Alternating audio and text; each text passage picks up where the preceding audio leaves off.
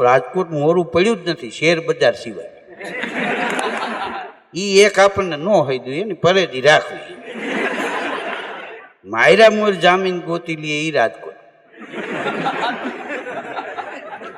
હા હવે તો એને આર્કિટેક્ટ આવશે. તમારે કોઈ યારે બાતું હોય તો આર્કિટેક્ટ રાખવાનો પ્લાન બનાવી દે કે તમારે પેલા જવાનું 3 જણાએ અને 20 ફૂટ છેટા ઉપર રહીને હળવી ભાષામાં 2 ગાળો દેવી. અને જો એ લોકોનો કલર ફરી જાય ને હામી દે તો નીકળી જવું નહીં.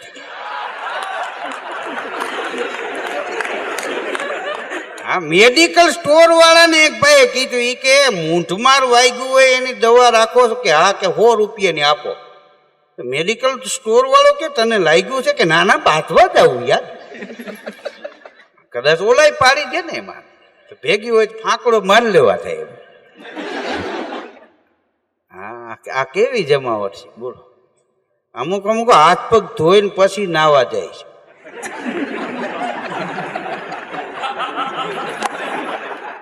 આ ઈ રાજકોટ છે. હા અહીંયા તમે જો પૈસા લઈ ગયા છે. હા ઈ લઈ ગયા છે વ્યાજી ઈ એસીમાં હોય દીધા ઈ દેશીમાં હોય.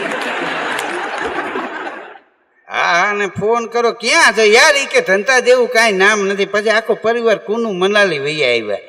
હા તો અહીંયા કીધું અગતો નાખ તો વાંચો હું તને. હા કુનું મનાલી જવાના રૂપિયા છે અહીં દેવાનું નથી. હા હા આપણી તાસીર કેવી છે અહીં હોય તો કે ચાલો પંજાબી જમવા જઈએ. હા અને કુનું મનાલી જાય ને આ રાજકોટ વાળા તો ત્યાં જઈને કે કઢી ખીચડી જળશે. કીધું એ તો ઘીરે હતા. તારે ઈ જ ખાવું હોય તો હું કામ એટલું રન કર્યો તે. હા ન હોય એવું ગોતે બોલો. અહીં 2000 ડોક્ટર છે લાયસન્સ વાળા. લાયસન્સ વિના અલગ. એ તો તમે ચાદર ઓઠી હોય તો ઇન્જેક્શન દઈ દે.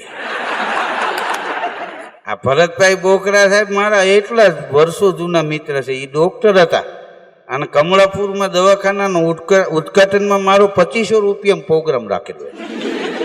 હા ભીખાભાઈ બાંભણીએ એ વખતે તારા સાહેબ ને હું ભૂંજાય કે ઘરનાને પૈસા હોય જમી જાય કે જમવા હાવ તારા કીર્તિ આવું. ઈ કલા પ્રેમી કદાચ નહીં હોય ને કે ઈ પાછા આવે હો સાંભળવા. હા ઘરનામને શું પૈસા દેવાના હોય. તમારે શું લોકોને પૈસા ને કરવા છે. કે તું માથે બાંધી ને તો ટાટેક વળે. કીધું સાહેબ હા હા મજા બહુ આવે. માટીના લગડા કુંભાર ગધેડા ઉપર હારતો. ગધેડાનું હલકું લોહી ને હલકો વિચાર આવ્યો તો એક દી માટીનું લગડું ભર્યું કુંભારે. પડી ગયો ગધેડો માર્યો બેઠો ન થયો. કુંભાર કંટાળી ગયો કે આ નહીં હાલે. લગડું ઠલવી નાખ્યું. લગડું ખંભે મારીને ઘેરે વહી ગયો. પછી ગધેડો નિવૃત્ત થઈ ગયો. આ મન પડે ત્યાં ચારો ચરી આવે ને તાજો માજો થઈ ગયો. ને એક દી ચારો ચરીને પાણી પીને નદીની રેતીમાં આરોટતો હતો. અને બપોરને ટાણે ખેડૂએ બળદ છૂટા કર્યા હાથીએથી અને ધોરીડા બળદિયા જેથી નદીને આરે પાણી પીવા આવ્યા. ગધેડાએ જોયું અને બળદને એટલી ટકોર કરી ગધેડાએ કે હું હાવ છોટા જેવા થઈ ગયા છો. બળદીઓ કે અમારા કાંઠે તોહરા નવખંડ ધરતી અમારે ખેડવાની. અમારો ખેડૂત છોડે ત્યારે છૂટાય. ઈ પાણી પાય ત્યારે પીવાય. નીરે ત્યારે ખવાય. અમારા શરીર એવા જ હોય ને. ગધેડો કે ઈ તમારી મોટી ભૂલ છે. કેમ કે માટીના લગડા દરરોજ કુંભાર મારા ઉપર હારતો. એક દી હું ઢોંગ કરીને પડી ગયો. મને માર્યો. હું બેઠો ન થયો. કુંભાર કંટાળીને વયો ગયો. ત્યારથી હું નિવૃત્ત થઈ ગયો. જો હૃષ્ટપુષ્ટ થઈ ગયો. તાજો માજો થઈ ગયો. તમે આવું કંઈક કરો. ત્યારે બળદિયાએ ગધેડા સામું જોયું અને બળદ એટલું બોલ્યો કે તારી વાત સાચી છે. તારી માં કોણ છે? તો કે ગધેડી. તો બળદિયો કે તારી માને તું એક જ માં કે દુનિયાના બીજા કોઈ માણસો કે? તો કે ના હું એક જ માં કહું છું. તો કે ગધેડાને બળદ કે સાંભળી લે તારે ને મારે ત્યાં તફાવત છે. કેમ? બળદિયો કે મારી માં કામધેનુ છે ગાય છે. અરે મારી માને હું એક માં નથી કેતો આખું જગત જેને માં કહે છે. બોલ ચોથના દિવસે ગામના ચોકમાં અમારી જન્મ દેનારી જનેતાની બેનો પૂજા કરે. એને પ્રદક્ષિણા કરીને રાહડા લે છે. ભલા માણા અમારી જનેતાની ગામના ચોકમાં પૂજા થતી હોય અને બળદ કે અમે ઢોંગ કરીને તો એના થાવણ લાગે, અમે અમારા હાડે હાડ તોડી નાખશું, અમારાથી હલકું કામ ન થાય. હા, ગધેડાને કે તમે ગધેડીના રહ્યા ની એવા જ કામ કરો. હા, ધરાવીણ ધાન ન નીપજે, કુળ વીણ માળું ન હોય, જેસલ અને જખરો નીપજે, જેની માં ઓઠલ પદમણી હોય. આ લોહીની તાકાત. હું તો એમ કહું છું, જે ખેડૂતો છે ને, જેને કોઈ દી વ્રત થઈ ગયેલા બળદને છૂટા નથી મૂક્યા અને વડીલોની જેમ હાંચવા છે ને, એનો પરિવાર આજની તારીખમાં ફાયલો ફૂલ્યો છે. હા, અને બળદ ગઈટા થયા પછી નાથ મોડ્યા કાઢીને કાઢી મૂક્યા છે ને, ઈવડાવીને અટાણી એના છોકરાઓએ કાઢી મૂક્યા. હા, ખેડૂત કોણ કે જેને માલ ટોર સુખી, ખેડૂત સુખી, બાકી ખેડૂત સુખી ન હોય કોઈ દી. હા, માલ ટોરનું જતન કરવું, બળદિયાને છૂટા ન મૂકવું. હા, સ્વાર્થ કેટલો છે તમે જો, માનસિકતા જ માણસની. તમારે ઘરે મહેમાન આવે એટલે કેટલીમાં આપણે ચા આવે, એવી નાળવા ભગવાન જાણે કોણે બનાવ્યા, એમાં કાંઈ હાથ તો ઘરે નહીં. નાળવા ધોવાના નથી કોઈ દી. છોકરો ચા લઈને આવે ને તો એના બાપને દે, હે મને દેવાય, તારા મામા મહેમાન છે બેટા, પેલા મહેમાનને દે. શું કામ? મહેમાન રાજી થાય, નાળવામાં જે કાંઈ હોય એને મામામાં વયું દે. હા, ચામાં માખી પડે ને, માનસિકતા એવી માણસની, ચામાં માખી પડે ને, હે નાખી દે, ચા નાખી દે, બીજી રકાબી લેતો હોય, બીજી ચા. ચામાં માખી પડે તો ચા નાખી દે છે, એની માખી ઘીમાં પડે ને તો માખીને નાખી દે. કોઈ બહેણી થોડી નાખી એવું રેકર્ડ નથી. હા, આપણે સૂર્યગ્રહણ ને ચંદ્ર ગ્રહણ થાય ને મકાન ધોઈ નાખે ને મંદિર ધોઈ નાખે ને માટલા ધોળી નાખે ને કોઈ તેલના ડબ્બા ને ઘી ધોઈ ગ્રહણ થઈ ગયું. કોઈ બાયુએ ઘરેણા નાખી દીધા કચરા પેટીમાં, હવે આ ન પહેરાય. મૂળ સસ્તું છે ને, હા એને ગ્રહણ લાગે છે, મોંઘી વસ્તુ ન લાગે. હા, ઘીમાં માખી પડી જાય તો માખીને જ નાખી દેવાય, ઘી ન નાખે.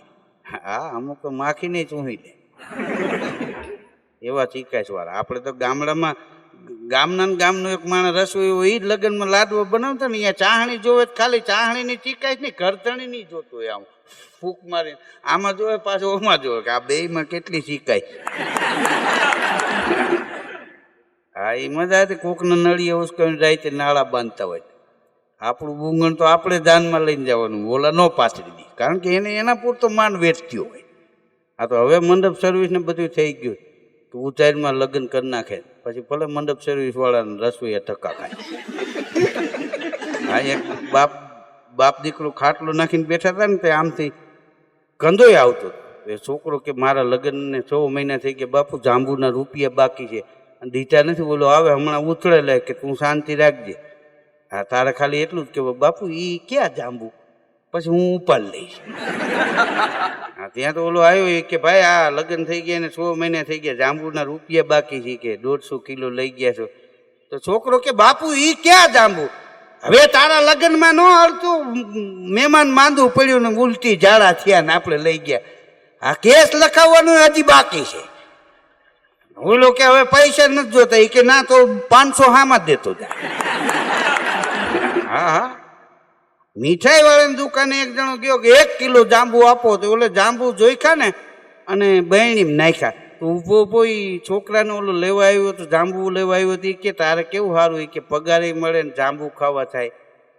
તો છોકરો કે એવું નથી, શેઠ લોપિયા છે, ઘેરે જમવા ગયા તો એ ડબ્બામાં જાંબુ ગણીને ગયા હોય. તો કે ખવાય ને, કે ના એમ તો અમે થોડા જવા દઈએ, કે બધા જાંબુ ચગડીને પાછા ડબ્બામાં નાખી દે, તમને આપ્યા ઈ જ છે. હા, તો એટલે જાંબુ પાછા દઈ દીધા. કીરે ટાંક મારી હું ગુજરી ગયા પછી લગ્ન પ્રસંગમાં કોઈએ જાંબુ ન રાખે. આપણા પરિવારને જાંબુ આરે અલેણા છે, મૂળ્યા ઓલા ચગડીને નાખી દીધા. એ આ તકલીફ ઈ છે. હા, હું તો એમ કહું છું તમે સસ્તું જોવામાં વસ્તુ જોવો. સસ્તું માણસને મોંઘું પડે છે, મોંઘા જોઈને મૂલવીએ જીવન જેના જાય તોય પૃથ્વીમાં પંકા એવા મોંઘા મૂલા માનવી. એક ભાઈ મને કે સવારે ઉઠવાનું મન નથી થતું. મને કીધું પછી તું શું કહી, એ કે પછી મને વિચાર આવે કે હું નહીં ઉઠું તો આખી પેઢી ઉઠી જાય. આવો વિચાર આવતો ઉઠી નહીં કે કામે વયું જાઉં છું. કીધું આ તારા માટે સારું કહેવાય. આ અહીંયા બૈરાઓ બેઠા છે એને કહું છું પુરુષને સવારે જગાડો ને તો જાગો જાગો એમ બોલું, ઉઠો ઉઠો ન કહેતા. આ સુરતમાં બહુ કીધું ને ઉઠો ઉઠો તો ઉઠ્યા, હજી ભેગું નથી થતું. એક બેન તો એને ઘરવાળાને કે ઉઠો મારે ચા બનાવવાનું મોડું થાય, ભાખરી કરવી છે, ઉઠો. ઓલો કે હું ક્યાં ગેસ માટે ઉઠો છું, બનાવી નાખીને તું. છોકરો એક દી નિશાળે ગયો ને તો સાહેબ કે કેમ એલા 3 દી નહોતો આવ્યો, રોવા જેવો થઈ ગયો. એ કે મારા પપ્પા ગુજરી ગયા. તો સાહેબ એ ગળગળા થઈ ગઈ, બિચારાને પપ્પા જેવા પપ્પા ગુજરી ગયા. બેટા કાંઈ વાંધો નહીં, બેસી જા બેસી જા. હા તો એ 1.5 મહિને વાયલું હતું, વળી પાછો થોડાક દી ન આવ્યું. ગયો તો સાહેબ ખારા છે, કેમ ન આવ્યો? અરે સાહેબ એ કે મારા મમ્મી ગુજરી ગયા. વળી સાહેબ ગળગળા થઈ ગયા. એવું વળી પાછો થોડાક દી પછી ન આવ્યો કે કેમ નહોતો આવ્યો? કે મારા પપ્પા ગુજરી ગયા.